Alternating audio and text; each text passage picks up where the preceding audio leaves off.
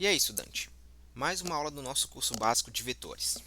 Lembrando, é essencial que tu tenhas visto a primeira aula, onde eu explico em detalhes a natureza geométrica do vetor.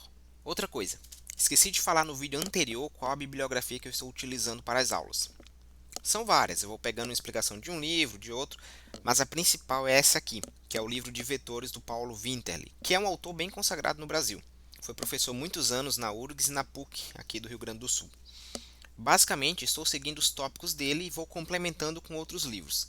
Se, por acaso, eu utilizar mais de um livro para uma aula do que este aqui, aí eu vou deixar assinalado. Bom, nessa aula e na próxima trataremos os casos particulares sobre os vetores, agora que conhecemos um pouco mais sobre esse objeto matemático. Vamos lá, paralelismo de vetores.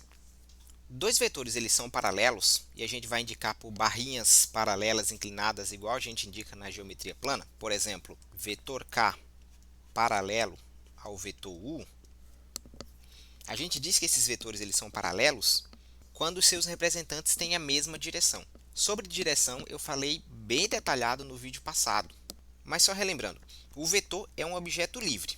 Se eu quiser comparar dois vetores quaisquer no espaço, separados por uma distância, seja ela qual for, eu só preciso pegar dois representantes desses mesmos vetores para poder fazer a comparação de forma mais fácil. Por exemplo, imagina que meu K é esse vetor aqui e o meu U seja esse vetor aqui. Para eu fazer uma comparação, o procedimento é simples. Desde que eu não altere o módulo, direção e sentido, eu posso deslocar o meu vetor para onde eu quiser. Ou seja, eu não posso rotacionar, esticar ou encolher o meu vetor, mas eu posso transladar ele para onde eu quiser. Ó. Pronto, transladei os meus vetores. A partir daí, para eu fazer uma comparação, eu preciso da reta diretora deles. Eu comparo diretamente com a reta diretora deles.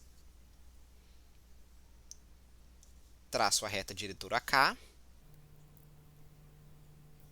traço a reta diretora AU e comparo a inclinação dessas duas retas em relação a um eixo horizontal. Aqui é a inclinação do vetor U, eu vou chamar de alfa. Aqui é a inclinação do vetor K, que eu vou chamar de beta. E vamos dizer, nesse caso aqui não ficou bem aqui no desenho, mas vamos dizer que alfa é igual a beta. Ou seja, eles têm a mesma inclinação. Logo, as retas diretoras, as retas suporte para os vetores U e K, têm a mesma inclinação, então elas são paralelas. Se elas são paralelas, os vetores também são paralelos. Nessa imagem aqui, o que a gente tem? Como esses vetores são horizontais, né, as retas suporte desses vetores também são horizontais, então elas têm a mesma inclinação em relação ao eixo horizontal, que no caso é 0 graus. Então, eu posso dizer que U, V e W são paralelos. Então, eu represento U paralelo a V e paralelo a W. Existe uma nomenclatura especial quando eles não têm sentidos iguais. U é paralelo a V, U é paralelo a W, mas eu também posso dizer que U e W são antiparalelos. U é paralelo a V, V é paralelo a W, mas V e W são antiparalelos. Ou seja, não deixam de ser paralelos, mas eu estou aqui especificando que o sentido é oposto. Né? W tem sentido oposto a U, então ele é antiparalelo a U. W tem sentido oposto a V, então ele é antiparalelo a V. Então, essa nomenclatura antiparalelo ela é opcional, mas ajuda. É uma nomenclatura que só existe para os vetores. Né? Tu não consegue comparar duas retas e dizer se uma reta é ou não antiparalela à outra. Para isso, tu precisa de um sentido nessa reta. Né? E um segmento de reta com sentido, um segmento de reta orientado, é um vetor, como eu já expliquei na primeira aula. Bem, a essa altura do campeonato, a gente já sabe dizer quando que dois vetores são iguais. Vetor x, vetor y. Eu só posso dizer que os vetores são iguais se eles mantêm as três características fundamentais dos vetores iguais: módulo, direção e sentido. Veja, eu peguei o vetor x, copiei, colei aqui e dei um nome de vetor y. Eles ocupam lugares diferentes no espaço, então a princípio você pode achar que eles são vetores distintos, mas eles são vetores iguais, porque eles têm o mesmo módulo, a mesma direção e o mesmo sentido, mesmo tamanho. As retas diretoras são paralelas, né? Por isso que eles têm a mesma direção e mesmo sentido. Note que eu posso dizer que x e y são representantes do mesmo vetor. Essa história de representantes eu já venho falando e repetindo ao longo desses dois vídeos aí várias vezes. Aqui uma definição especial, tá? O que é o vetor nulo ou vetor zero? Basicamente é qualquer ponto do espaço.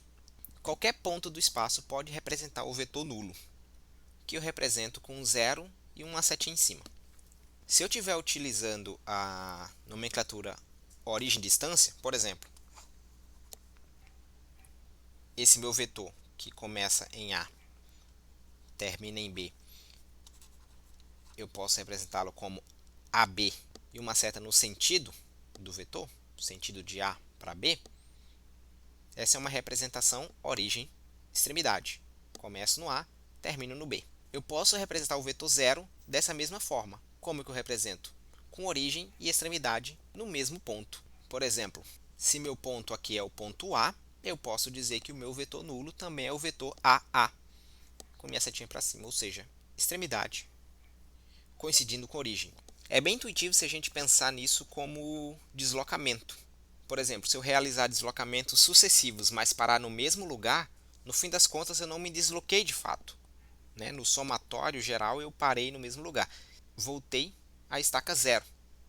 Por convenção, o vetor nulo ele é paralelo a qualquer vetor. Para todo vetor x, o zero é paralelo a x. Qualquer que seja meu vetor, eu considero que o vetor zero é paralelo a x. É uma convenção, tá? Vetor oposto. Esse caso aqui é bem importante. Na aula passada eu falei que cada reta diretora admite dois sentidos. Aqui está uma reta diretora, eu escolho uma origem qualquer, vou escolher esse ponto para ser minha origem, e essa reta diretora admite, por exemplo, o sentido para a direita ou para a esquerda. Se eu escolher um ponto aqui, por exemplo, ponto A, eu posso representar o meu vetor OA. E aqui, se eu escolher um ponto B, eu posso representar meu vetor OB. E esses vetores eles estão seguindo, por exemplo, ó, sentidos opostos. Toda vez que eu tiver um vetor V qualquer não nulo, sempre existe um vetor oposto a esse vetor, que eu vou chamar de vetor menos V, que é o que está representado nessa imagem aqui. Esse vetor V ele está rotacionado 180 graus. Então eu transformei, ó, lembra que se eu rotaciono eu estou alterando o meu vetor. Então, quando eu rotacionei 180 graus, eu transformei meu vetor num outro vetor. Vamos fazer isso visualmente. Está aqui o meu vetor. Copiei meu vetor. A princípio é o mesmo vetor, mas agora eu vou rotacioná-lo 180 graus. Então, se esse meu vetor era, por exemplo, meu vetor A, esse vetor, que é oposto a esse aqui, é o vetor menos A. Isso é muito importante de entender por conta das operações com vetores que a gente vai trabalhar depois. A subtração de vetores, em tese, não existe. O que existe é a soma de um vetor com seu oposto. É uma ideia que a gente trabalha até mesmo na álgebra normal. Por exemplo, 5 menos 3, na verdade eu posso escrever como 5 mais menos 3, uma soma com o oposto do meu número.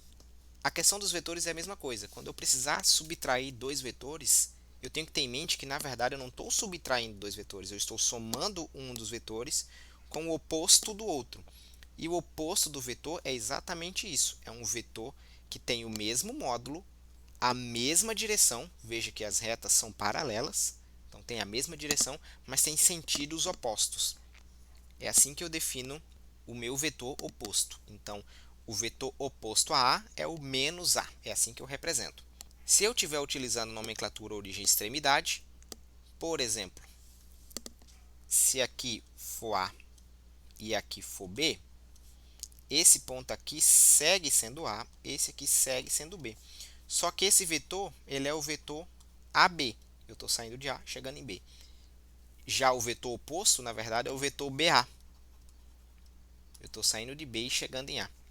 Então, por esse raciocínio, como A e B é oposto a BA, eu posso escrever que A e B são opostos a BA e vice-versa. Posso escrever que BA é oposto a AB. Isso aqui também é importante vocês terem em mente. Quando a gente trabalhar com operações, é muito mais fácil visualizar esse tipo de coisa. Por hora é isso. Eu vou deixar os outros casos particulares para a próxima aula, para essa aqui não se estender demais. Na próxima eu vou falar dos vetores unitários, dos versores e de ortogonalidade de vetores. Se hoje esse tema ficou menos caótico para você, não deixe de dar um like no vídeo e se inscrever no canal. Use os comentários para dúvidas e sugestões e até mais!